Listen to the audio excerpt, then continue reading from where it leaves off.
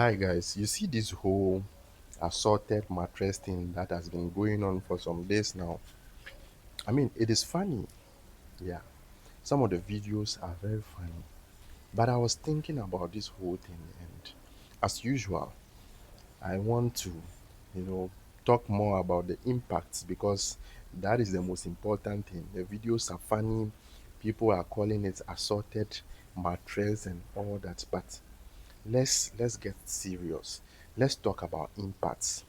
Now, my first concern has to do with local businesses because there are a lot of local businesses who are, working directly with these factories.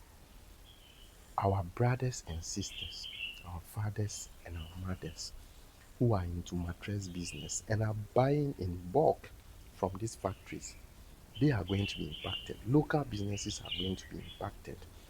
Now, because of this thing that has happened, people will no longer trust these local businesses because all the mattresses are looking the same. Yesterday, I was walking around, I saw one shop. It is not a shopping mall or something, it's a local business. You understand? And they are dealing with mattresses, they deal in mattresses. You understand? And they are all looking like the ones that people are tearing online. And so, if I am somebody who is coming to buy a mattress, looking at all that, I can't even tell the seller that I want to tear it and see whether it is foam that is inside. You understand? And so, it is going to impact local businesses a lot. People are not going to patronize. Now, the second concern that I have has to do with the standards authority. First of all, I never knew they operate like military style, but that is fine. Now, I understand this factory was closed down about a year ago, and some way, somehow, these people are still operating, which baffles me a little bit because how come? And is it because the Standards Authority doesn't have measures to monitor their operations? Like when they go and close a factory, there should be a team who will frequently check those factories and see whether, okay, since we closed them down, are they still operating or not? But it seems there are no measures like that, which is very, very alarming because if they were to notice very early, they wouldn't have produced these large sums that they went to see again after they closed them down. It seems they have been operating a little. Just shortly after they were closed down, they came back operating because the mattresses that are there are in their numbers. And so that is also concerning.